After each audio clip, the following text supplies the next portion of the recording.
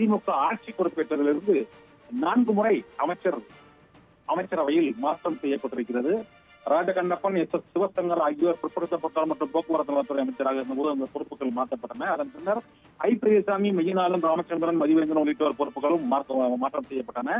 அதன் பின்னர் 2022ஆம் ஆண்டு விளையாட்டுத்துறை அமைச்சராக உதயநிதிக்கு பொறுப்பு வழங்கப்பட்டது. இதைத் தொடர்ந்து டிஆர்பி ராஜா தொழில்துறை அமைச்சராக நியமிக்கப்பட்டார். ஆவடி சாமுநாதர் கடந்த முறை விடுவிக்கப்பட்டார்.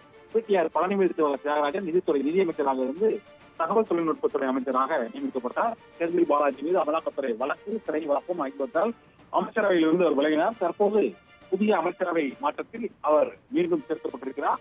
ஆவடி சாமுநாதர் கடந்த முறை அமைச்சரவையிலிருந்து நீக்கப்பட்டார். இப்போது மீண்டும் அவருக்கு அமைச்சர் பொறுப்பு வழங்கப்படுவதாக தெரிவிக்கப்பட்டிருக்கிறது. புதிதாக கோவி செழியன் மற்றும் ராஜேந்திரன் ஆகியோருக்கும் அமைச்சர் பொறுப்பு வழங்கப்பட்டிருக்கிறது. பால்வளத்துறை அமைச்சராக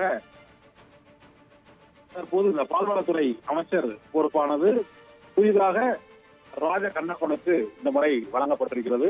அமைச்சரவையில் புதிதாக இணைக்கப்பட்டவர்கள் கடந்த முறை சில மாதங்களுக்கு முன் நீக்கப்பட்ட செந்தில் பாலாஜி, ஆவடி சாமுநாதர் ஆகியோர் மீண்டும் புதிய அமைச்சரவையில் சேர்க்கப்பட இருக்கிறார்கள்.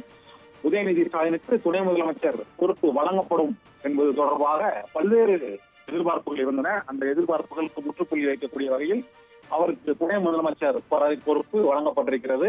நாளை மாலை ஆளுநர் மாளிகையில் நடைபெறக்கூடிய பதவியேற்பு நிகழ்ச்சியில் இலாக்காக்கள் மாற்றப்பட்ட அமைச்சர்கள் பொன்முடி, கயல்விழி செல்வராஜ் மற்றும்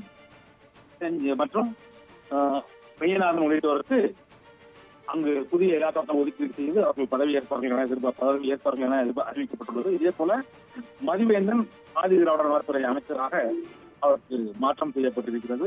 ராஜகண்ணப்பன் பால்வளத்துறை அமைச்சராக பொறுப்பேற்க இருக்கிறார். அமைச்சரவையிலிருந்து மனோஜ் தங்கராஜ், செஞ்சி மஸ்தான், க ராமச்சந்திரன் ஆகியோர் விடுவிக்கப்பட்டிருக்கிறார்கள்.